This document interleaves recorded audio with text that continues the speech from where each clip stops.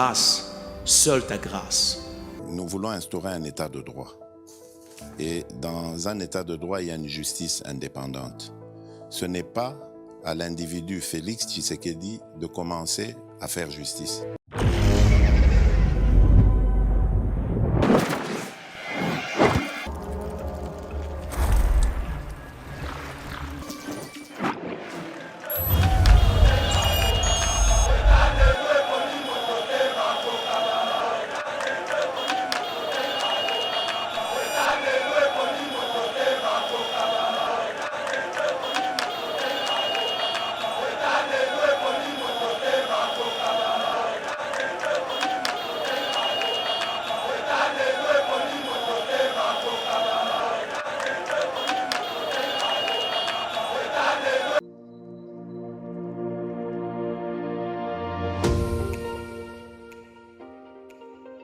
La République démocratique du Congo est un géant au cœur de l'Afrique.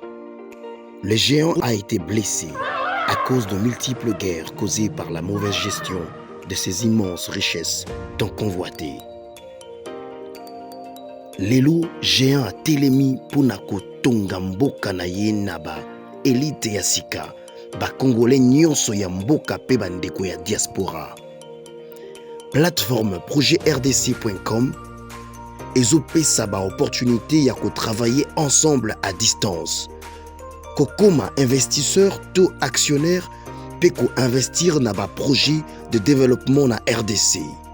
Projet RDC est une plateforme professionnelle développée en Allemagne par M. Max Kachama pour soutenir les investisseurs congolais. Une plateforme professionnelle avec plusieurs services comme Cash Money, Ponako assurer avenir Nayope à Bananayu. Yaka ko investir na bourse internationale yaba actifs, y a Facebook, Google, Mercedes, Bitcoin et autres. Projet RDC gère plus de 30 millions d'actions et crypto de ses actionnaires en bourse. Projet RDC crée la nouvelle et première classe d'entrepreneurs et investisseurs congolais qui investissent avec toute assurance et transparence en bourse internationale. Devenez aussi investisseur et actionnaire. Rejoignez la nouvelle classe sur www.projetrdc.com ou bien téléchargez l'application Projet RDC sur Play Store. Bonjour mesdames et messieurs, bienvenue dans notre émission Éveil patriotique, émission Otokotaka. Nabanda pour la binotopie, une information liko dominé scène politique congolaise, Tokolobela Bongo, Omaïma liko dominé politique Yamboka Congo, mais avant cela, toi liko, Pétemino merci pour la fidélité Nabino sur Yeba TV, plus de 120 000 abonnés, Obali fidèle, Balandabiso Tongo Midi. Pourquoi? Vous nous appelez pour nous donner, nous faire des remarques, des suggestions et autres. En tout cas, ça nous fait chaud au cœur. Merci beaucoup, Tokolobela Bongo, critique, Oyo, secrétaire général AIA UNC, Billy Kambala Bongo, critiqué, état de siège, Oya qualifié, Ezali, échec, et il faut réévaluer. Donc, Ponaye, Mokonzamboka, avec Kidatina, Yako, décrété état de siège. Alors, il y a eu des réactions. Na parti et na bango moko totali bongo Baudouin Mayo oyo a contredire tout on a quatre émissions awa et le ministre ya budget en fonction et même Boji OP a contredire le bi non en tout cas déclaration na ezali anti-patriotique. Donc nous allons aussi parler na cour conditionnelle oyo ayebi bongo na ko bimisa arena ye sur demande il y a Senko na SSO Basenga qui a interprété bongo article 17 il y a charte na bango. Pourquoi? Puisqu'il y avait toujours des blocages qui persistaient autour de la désignation du président de la CENI, donc le nouveau président. C'est ainsi que bango moko mutu ba kotsa qui demande wana alors ba répondre bango ba lobby. Il faut entériner bongo Denis Kadima côté Assemblée nationale na ba misusu ya seni to le rappel isusu mali kota la bongo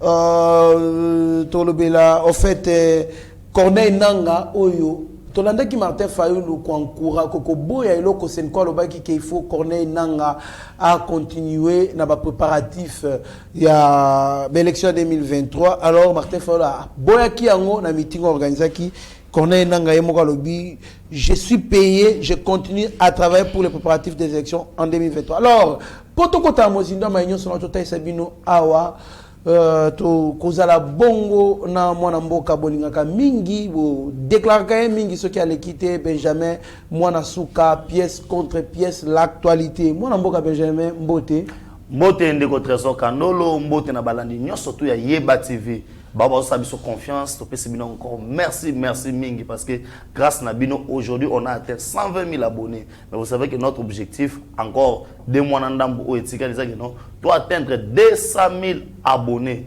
parce que tu servir bino on a pesi Mbote lelo spécial na HD les grands génies yemuto asage balanga biso na ba TV na bango merci beaucoup HD Steve Konde les petits génies na réalisation pe aliko guider bon ba caméra tomoni Mike Chisoga toujours au point tomoni Eric Moubiala Mauricio Mandebeto Bossanité nous avons une visite surprise tout allez bon on a une surprise il y a Mutu Moko très cher à Yokota Biso Charlène Batalamusi Nkasa en tout cas et c'est mon makasi ya koyamba yo na studio na biso ya Yeba TV mwana mboka Benjamin mwana suka conflit na kati to benga conflit to crise na kati ya INC Billy Kambala libongo secrétaire ai banda banomaki alina ba déclaration moko vraiment ya mabe surtout à l'endroit du chef de l'état tolanda ki na discours moko mboko asala ki bongo na est a critiquer ka yango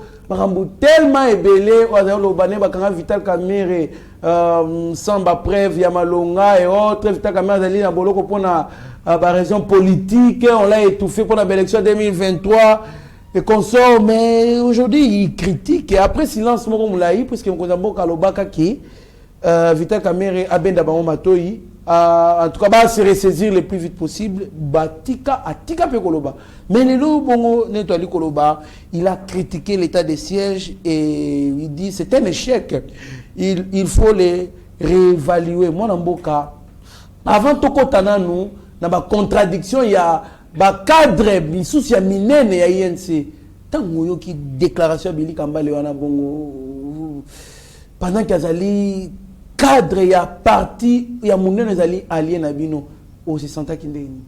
Merci beaucoup ndeko Trésor Kandolo tikela ngatango na loba na koyesa na bayimboka Billy Kambale o azali secrétaire ai ya président ya parti politique pardon INC o ya Vital Kamerhe o toyebi ke no bakangaye azana boloko et azana secrétaire général pardon ya parti wana o toyebi ke Vital Kamerhe bakangaye azana boloko pona moyibi na ye et ceux qui Congo continent na mudlwa ye bongo na moyibi ya bongo na zo ba place ni mboko linge ko matem yango atika na nkoloba Billy Kambale to kolukana to yeba eloko nini yango ezo sala ke aloba elo ne touser aloba parce que Billy Kambale ndeko na ye leki na ye bakangi ye kuna grand théoriste ya ADF ah bon ta bakangi leki ne grand théoriste ya ADF ne pese ta aloba mais aujourd'hui vis-à-vis état de siège Billy Kambale Kamerhe azalaka pembeni ya Kamerhe aza président ya parti politique na bango azalaka pembeni ya Kabila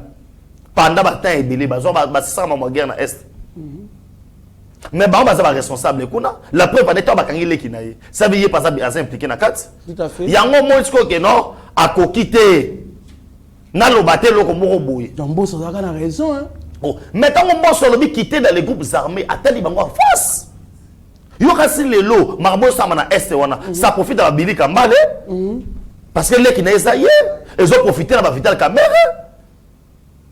que non est marché te yo mon état de ces choses au monde oyo na ebisa que ça na eza ba voler mibale sur le plan international eza ba pays o na minute oyo fatine a décrété état de siège banet balila bazanet balila yango zo na bazo pousser mais sur le plan national tant que le bakango bino ba parlementaire de Benjamin makambo bo lobaka vérité yango ibimi Billy Kambale azolo bageno état de siège ba évaluer yango eloko malonge salamité mais ils allaient échec avant état de siège na après état de siège Et ça ndenge moko. Est-ce que le nombre de lois de trésor aux anayo aux journalistes, je pense que tout ça nous bémission a. Ba image on est routine lo. Alors trésor, tout on a kufa pas. Angaria pas tout ka bango on ressources. Et y a les ressources. Oh non, ba massacre qui ba tout 500. Et comme ba kamo isolé. Et puis ba gouverneur militaire. Ils ont si commettre et puis Mokonzamboka a ce qui on a été. On a demandé makambo ezalo ba civil bazongi si ba tribunaux auto bengi ba juridiction civile. Et ko ba na ko evrer nango boye na boye. Cela veut dire l'état de siège zo bangisa bango pona nini. Ils savent que COP d'ailleurs net se bili kambali wana. Et là le bise bongo pour longola ministre. Ah bon? On met pas longola ministre. Azaki na niveau. Donc ça ba longola ministre. Et ba mo taboza niveau sa ministre. Azaka médiocre. Azaka médiocre. Pas de ministre médiocre ya zena kati. Yo ba bengana ki beaucoup reconduire yete. Yozo mo était que à partir na yé, ba hôtel melaye. Bah tout à fait, tu as dit déclaration il y a Baudouin Mayo Alobi, l'état de siège n'est pas une baguette magique. Il est l'expression de la volonté du peuple congolais de pacifier l'est du pays. Il est donc un processus de détermination. Ensemble derrière le chef de l'État, nous y arriverons. Malgré les complicités internes. Voilà. Cela veut dire quoi? Billy Kambale veut faire voir aux gens que, tant que ministre, il voulait faire voir que non, le problème, il y a Vital Kamerhe dans la prison. C'est un problème plus personnel, il y a un chef de l'État. Mais il n'y a pas ça dans la présidence, on n'a pas nommé ministre. Il y a un solo baboye. Asa parmi bateau, on va participer dans le pays. Dans scandale, il y a un détournement. Il y a pas ça. Parce qu'on attendait pièce contre pièce. Au moins, à niveau INC, on a bateau à réfléchir. Le temps Kamerhe doit passer, on doit évoluer. Parce que Billy Kambale, Asa Makele, pour la reflater, bateau moko boye, aye bakie, na 2023, Kamerhe m'a présenté. Kamerhe a zamoyibi. Oyo ngamu na lobité, oh justice congolaise a condamné. A Kiesa va rejeter. Cela veut dire aujourd'hui, na kolorosa la polémique. Na ebisako qui avant tout comme en 2023, il y aura des polémiques sur ça. C'est pour vous dire aujourd'hui que non, les décisions ayant imposé INC. Comme état que INC a et comme alors l'on a yé. Oh yazo dictango droit caméra dans la prison, baboy na bango. Apparemment, il y a un risque au Kabouana, mon amour. Oh, et ça reste au Kabouana, et ça reste au Kabouana Makassi. Parce que, Nakasa INC, il y a les gens qui font tout pour flatter Kamerhe. Ils savent que Kamerhe c'est un voleur, ou Manabolo. Net ma bodé, mais on a un cofondateur, il y a INC. Voilà, mais Bango peut bayebi que l'INC doit vivre. Parce que Kamerhe peut passer. L'air Kamerhe, ils ont déjà cloué. Il faut qu'on se laisse dans les chances moussous. Ou on a personne qui peine à quitter ici. Et ça, les lots, mais le parti doit évoluer. Ça veut dire qu'il faut les lots parti politique dans biso. Tout ce qui a parti oyo, tout est là rabattu. Mais tout ça la idéologie. Il y a un moment les lots et c'est ce qu'il y a Koufi, mais IDPS a du pouvoir. IDPS a zo Konzamboka. Pour l'action non, IDPS c'est la personne de sécurité. Mais aujourd'hui, Billy Kambale a cherché à flatter. Il critique la nation. Mais ce n'est pas pour rien. Ngana osenga soki na justice bachano Billy Kambale maboko. Pour ne connaître on a agir mon côté. Ne connaît wana, ne na yebla ko agir mon côté. Yango moni mboso saki na raison. Les lobato ndé koloba, ba pesa sumbo so faute. Quand on disait que non, le responsable des autres basa Kinshasa, ba doit chatim. On note à chaque fois Benjamin, so bato basa Kinshasa basa boy pourquoi? J'ai vite compris que ezana bato oyo lelo au moni ba mi ici ba mona poisa. Merci beaucoup, mon amboka. Benjamin, mon assuré, ils pas si mingi, pas si tellement mingi, comme on a qui. Il y a certaines personnes qui ne méritent même pas de parler devant les Congolais. Ils doivent se taire. Nga penane na zaboui. Trésor Kandolo. Nana ndeko na nga bakangiye semaine passée. Parmi ba ADF na lo ba bomanga ba Congolais. O ba tchaka désordre na est. Na le kaiso sana lo. Ah. Fona bana nous kosenga bolimbisi na peuple congolais mobimba na senga bango bolimbisi. Et puis fona lo ba kende konanga wana, il faut pas sambisa et publiquement ba condamner à purger. C'est comme ça qu'on peut laver la dignité de la famille. Ils n'allaient pas si mingi. Moi, mboka hormis Baudouin Mayo, ils allaient pena Aimé Bojo, ils allaient ministre budget en fonction. Ils allaient payer cadre mondial na INC parmi les cofondateurs. Parce que Billy Kamba est cofondateur, il y a des membres. Il y a cofondateur INC. Cofondateur, Kolobor. Bango na otanga ba Baudouin Mayo, ba Billy Banani, Aimé Boji. Bah professeur Jean Bertrand Ewanga ya Longwa bah oyo ndeko ya Jibin Pianao nani comment il s'appelle encore nani Lubaya Claude Lubaya bah on aime toi qui n'a pas la INC à l'époque. Il déclare aussi, dit la déclaration de Willy Kambale est antipatriotique. Moi Namboka tout le nous expliquer patriotisme. Patriotisme c'est lié à l'amour de la nation. Quand on dit que quelqu'un est antipatriotique, donc il manque de l'amour pour notre pays. Réaction dans mon amboka. Oui, réaction dans Ngaï, quand on te traite déjà d'antipatriotique, ça veut dire ennemi de la République. Tout à fait. Parce que ton frère, Oazan de Konayo, on l'arrête comme étant Otobengi terroriste. Ça veut dire, quand on va terroriste, c'est déjà Motobengi qu'on théoriser, qu'on nyokola. Ko boma ko bangisa créer la terreur on se comprend ko sala batuma be ndeko ya yo tu nous donnes pas les explications pour ton frère mais tu nous prends comme étant des cons aux hommes solo comme étant basoba et tu critiques cela veut dire ça démontre que non comme ton frère n'est pas patriote de la même manière pour ça antipatriotique parce que yo soit antipatriotisme na yo et monani na langage oh yo azobimbisa et zola qui savent vraiment que non, oyo balingi mboko yote. Trésor, je te dis, dans ce pays, c'est pourquoi civisme, il faut en la bana comme première, comme même maternelle.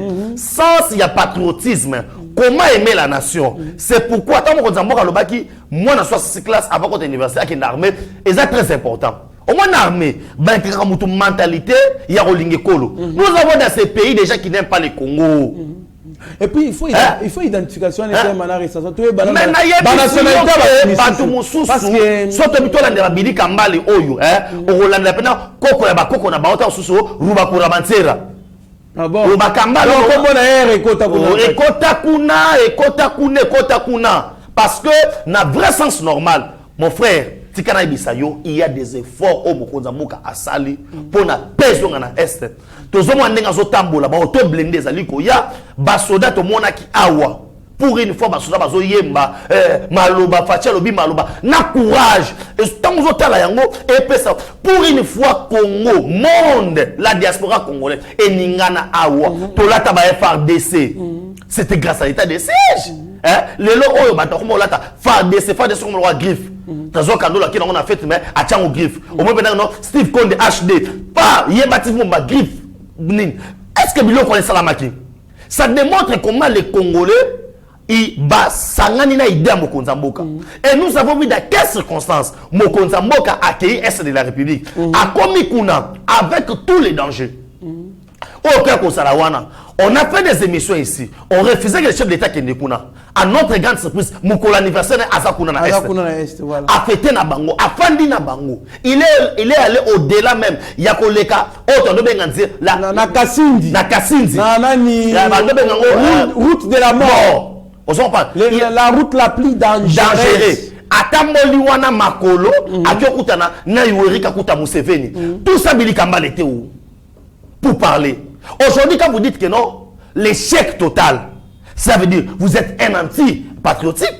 Vous n'êtes pas digne. On a un pays moussou, de retraite, on a un pays moussou, population régulière à lapidéo. Et ça, il y aura même ça. Au moins, il ennemi à la République. C'est au Congo d'être traité par normal. Bato basa ba traître. Wana ngaïté na Bible, tous les traîtres bakufa. Tous les traîtres d'une manière ou d'une autre. Haute trahison, Yamboka. Ce qu'il Billy Kambale vient de faire, c'est une autre trahison. Nicolas Machiavel dit la peau d'un traître n'a pas de prix. Voilà. Donc, Néolobi Pena pour récupérer maman na Kuba. Maman na Kuba. Kuba ko saganate ti aokata mtemo. habite ke ba bomaye na bongo de. Na boye nanga plainte contre Trésor Kando. Maître Franck Alo la paix manaye na boye nanga problème. Donc na bindira ke na ba mboka ba arabe Kuba a récupéré boye Kuba. Parce que osolo ba eloko oyo na bato baza pembeni na yo na bato baza famille politique na yo bazo contredire yo parce que osolo ba eloko ezali moyi na butu pe bato ba contredire ye wana bato balobaka baza na bureau politique ya parti. OK ba contredire yo c'est ridicule. Ozali dignité à assurer fonction wana bon eza na ngopeka ata so moni pa visiter caméra a tia wana taka pe petit na moyi bien mais bon sikoyo bo kasa ba tia wana pam puis petit na voler tika boy bo kasa o tia wana pam mukala mwana bitinda nyoso puis petit na ya voler. En tout cas, merci beaucoup, Mwana Mboka. Toi, Ali Oko, une émission à Bisso. La Cour constitutionnelle demande à l'Assemblée nationale d'entériner Denis Kadima et de continuer avec la procédure d'instauration des membres de la CENI. Mwana Mboka Benjamin Mwana Souka, Senko, na SCC, Bakenda qui peut saisir la Cour constitutionnelle pour interpréter les bango. Neto Banalinga, la voilà. À interpréter les bango. Article 17 il y a charte na bango moko o salama kala dodo kama mutasala ngote salama kala. Alors c'est nani arrêt ya Cour constitutionnelle et lobby va continuer na procédure il y a ko installer ba membre ya CENI et puis ba yebapé na ko entériner bongo Denis Kadima. Réaction à Manambo. Non, réaction ezali oyo ba congolais bande kozela. Aujourd'hui de trésor, les gens ne peuvent pas comme on a biso dirait que non toza ba zoba dans un pays où toujours réfléchir. Je pense que la cour constitutionnelle c'est la haute cour hein. Il y a des plafonds. En termes il y a mamouya interpréter ba loi koye ba est-ce que ezali conformité ba kati masolo na ota ko biso ande ko trésor ezali na mathématique moroté na cour moroté à calcul ok na ngai o webisa ke non ndeko Benjamin D et l'équipe 6 et dire aux alaté jamais des roses supérieur que 6 et je pense que la cour et l'année quand même ba komaki mais ils ont voulu jouer avec les mots SCC na 5 banga ko sala l'autre bengi banga basala rise babima on dirait que non bako sabiso mambwa lokuta bako sabiso boye na boye c'est pour vous dire que non makambwana nyo surtout ndenge za boye il faut comprendre que non mambwana ndenge za li boye ezelo moko o na oyebisao lelo ndeko trésor que on est au courant ya makambo surtout et la cour constitutionnelle a pris une très bonne décision au moins na miso to so ba oyo tango moni basengi senga ki non connaît à continuer hein en attendant président Moussou Sossani aya parce que connaît na ti lelo l'état ko la futakaye a vivre na mbongo ya l'état ce que ça la musalate est-ce ezali normal et ça normalité de la même manière paix je dis bien de la même manière paix aujourd'hui le quoi la cour constitutionnelle a décidé c'est pour que Congo est à la enfermité. Congo est de l'avant. C'est pour vous dire que nous n'avons pas besoin de ces glissements-là. On a posé élection et ça les mains. Payer ça les mains. Tango ezali malamu. Yango sko awa siko na olobana papa mboso. Bale yango wana na kana yo. Mboso kodia sagana nango. Sagana nango sko anya tasko ba to sa nini toleka. Merci beaucoup Mwana Mboka bale tikani na kaya. Mbosso, Christophe, le professeur Jacques Njoli estime qu'on laisse les ministères de l'Intérieur organiser les élections comme dans d'autres pays. Mwana Mboka. Oui, c'est pensez-vous? Non, c'est l'une des solutions. De trésor. Aujourd'hui, Tomatato Kita, il nous faut les recensements dans ces pays, l'identification de la population. Faut que candidat. Baye Bapena, Charlène, Batalamoussi, Aza Congolais, toi Congolais. T'as aussi pas Outakana Angola. Angola, ça a des pères de mère, Kolobateko, poison à solo ya boy, oisana miso boy. Est-ce que ça nous MTC, voilà, Congolais? Voilà. tu es le président Chim. Président Chim, Congolais, Aza de père de mère, Mouchachino, Aza de père de mère, tout le gâteau Yeba, Aza ya Wapi, professeur Nabango Wapi. J'ai fait le maire, Aza Congolais. Tu vois maintenant HD, les grands génies. Tout le gâteau Yeba, beaucoup de séries à la Nini, Yeba TV, tant sur mon haut, Aza on va bâtir là. Mon frère, Naba Congo, on a Congo central, on a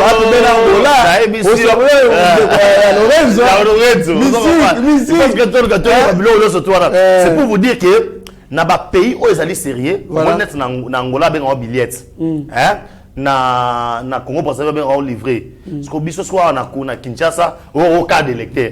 Et ça Sony. La preuve année au monde yo moko bakangi rebelle. Maintenant 5 cartes d'électeur. Ça veut dire carte d'électeur comment na ngomé carte d'électeur. Parce qu'on a bandaku, babeti. Et puis, aujourd'hui, les gens qui ont combattu le ministre numérique et Bérand,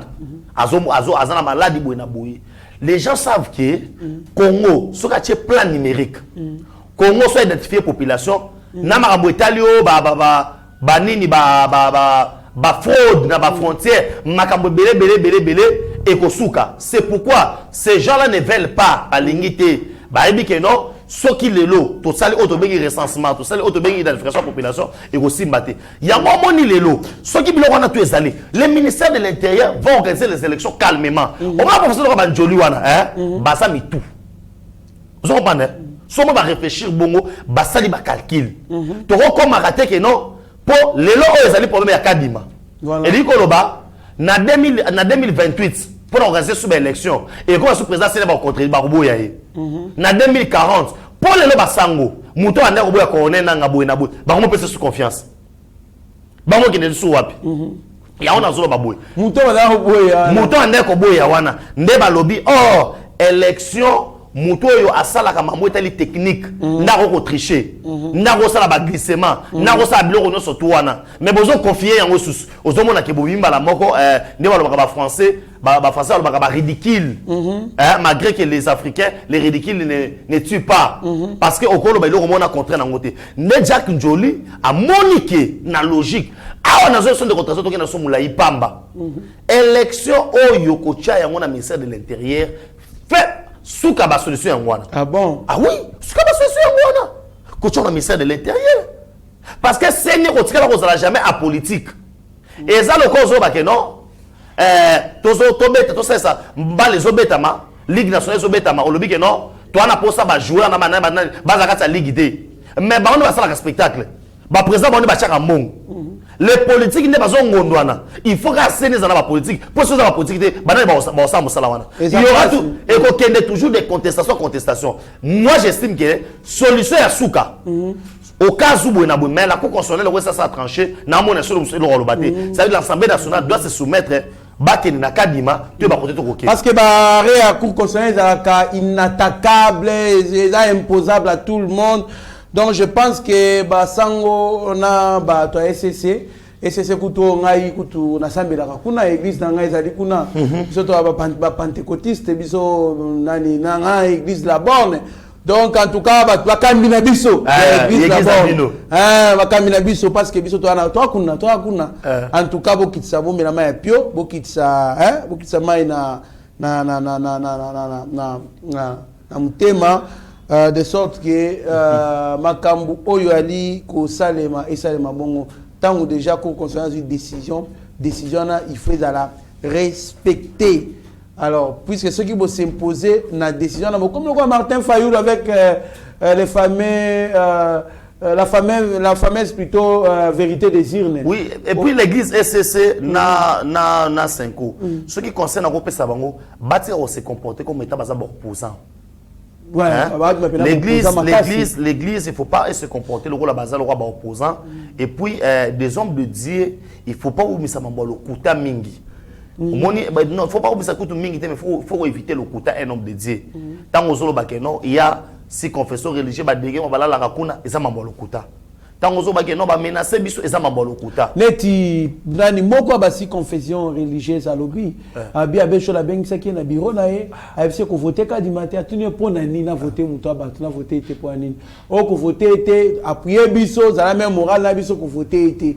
Abi na voté pour nini oboza oyebite ke ngai batumanda kuna ngai na kauka batumanda kuna ngai batumanda kuna ko est-ce que batumanda kuna ko kufa ko za Martin amboko tabi na za Martin nini natika mwasi na bana na nga na nani OK task on dit abio ko banga note na ko assurer sécurité na yo na ko pesa Monisco ba sécuriser. C'est pour vous dire que officiellement malgré il y a autre chose bande de trésor. Aujourd'hui comme j'ai de ping-pong. Les hommes de Dieu biso to ke n'aille pas na bango pour trouver des solutions. Mais ils nous ont décidé parce que yango il faut pas aux fanatiques à pasteur, il y a sango, tout à cardinal, tout à nani. Il faut pas fanatique à Jésus-Christ parce que ils nous ont décidé. Na niveau na bango na niveau to zoara bango, na niveau ba komeli. Moro na pesi pasteur Denis laisse raison. Pasteur Abawario na pesi raison. Point. Mais tant que lobby ke bango to ba liaki, azaka na raison. Azaka na raison. Batuni e kinga na liaki aliate yende kobat. Pasteur Abawario azaki na raison. Fait nanga moto na Nzambe Denis laisse. Alobi différence ya na ba pasteur misusu parce qu'il y a ndi baraka za buntu. Batamo wa kweyaka. Voilà. À se repentir. Voilà. Il faut qu'on dima. Et là le quoi mpota tout fina. C'est pas fini qui passe et bimi. Qui bien. Voilà. Parce qu'il faut qu'on dima que non en tout cas na kweyaka na moi. Mais net il faut Cholandima aller kana TV andima aloba ke non akosa ki biso. Donc tout fina. Oui, il faut pas dire. Il faut pas relata banzamba la romona ka ke non yondo za mosantu non. Et puis elobeliwana bande kona aimerait vous dire que non la 5 ans après avoir fait plusieurs menaces c'est pour démontrer que non olo makambuya solo. Après avoir arrivé menace la conférence épiscopale mais voilà baburusia c'est-à-dire elobeli mobwe pour appeler ça raison ba doctimoun et alors kola au moni instance ya makasi ya moi c'est ça donc batalokuta baburusia doctimoun batalokuta ne retraçons na biso instance ya makasi ya moi si ya lokuta za bolela. So moi c'est là convaincre yo na lokuta makasi. So bachaka bango maloba po baloba ndenge moko to ezaka nini. Oh mais c'est toute une formation za bana cour ya ko loba malembe. Na yebisi yo ka no angari ya ba Dortmund bango wana. On appelle ça non nous demandons cher président de la République la 5 ans.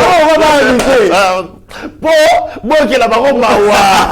Non pas bon que la bango mo na que non. La omoni lelo. Soki le dekamba soloba. Na besho la soloba. Muto amona bena que non abesho leko akokuka lo constater. En tout cas on cause des autres. Ba scandalo e bimake pa na bango. Tala ka imagine bala kisabi soki non nani errer les pauvres. Tala personne ça ma bezani. Au moins na bazali na azana 50 robes ya pembe. So yoke tant on mona gena ndilo baka azagale la mambo donc azana ngode kamera yebongo azana ngode 50 ya pembe o ba sombela yo la preuve année ba pesa tata cardinal wa jeep dodo kama c'est tala obike papa cardinal a récupéré mi balé afanda sui ayo ba pesa bindiga boy no poso ba village yo ka dodo kamba alobi abeshole banda botama bazaki en charge le quoi moi na muke na couvent balie sakae basome yake bilamba basome yake tina mutuka voilà pona yazo mona ko vanda ko za loger na hôtel on dirait zali extraordinaire.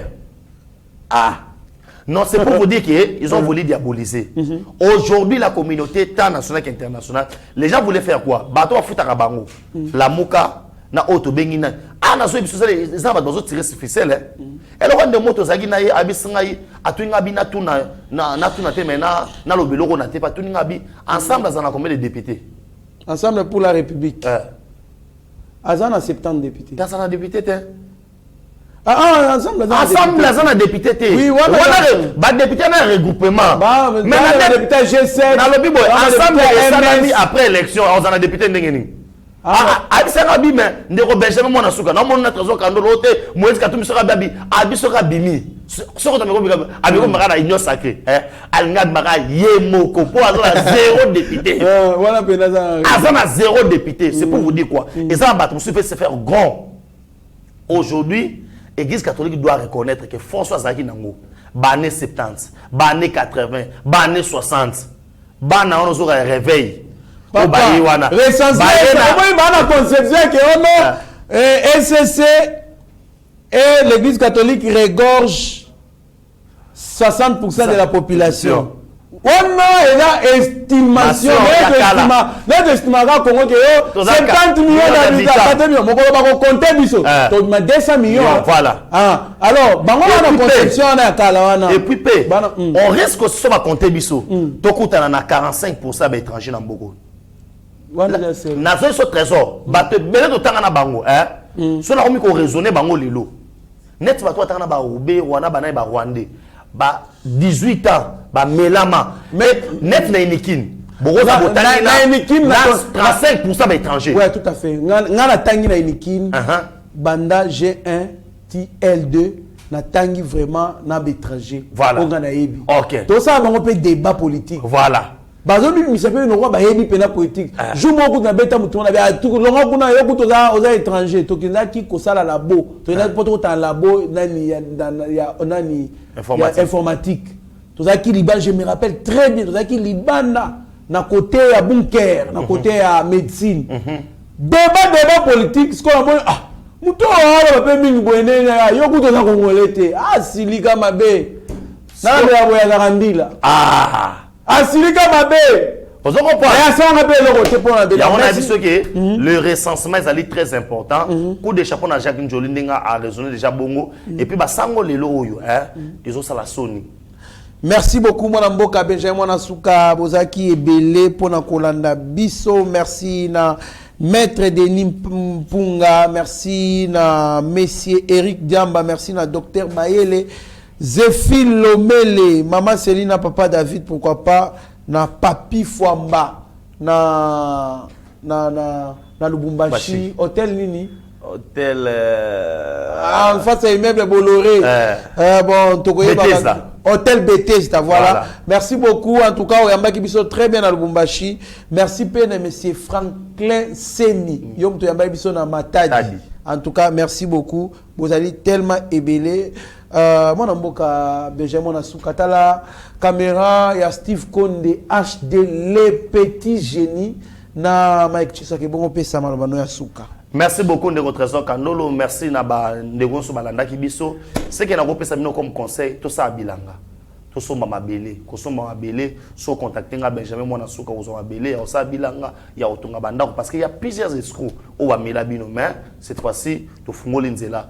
Tout s'enregistrer dans le ministère agriculture Camille te va doter biso na ba tracteur il y a ba banque aux il y a déjà ba banque agricole au ko débino besoin crédit pour bossa bilanga na bino er yango yo to lo bakité benganga en contact tout ça là en contact to ibandeni to ko bungisa dossier na yo numéro de téléphone yango na piste 243 9 70 40 89 57 piste 243 9 70 40 89 57 mbote na yo Sarambu ne sika ozali na bossa nité maman Brigitte Kaja maman nanga maman Blessing bino to bolinga biso de long be de près na bossa nté na ko pesa mbote e moko azali awa Charlène Batala Musi je pense na bossa ni kombote to lobi que le bilan du chef de l'État est largement positif.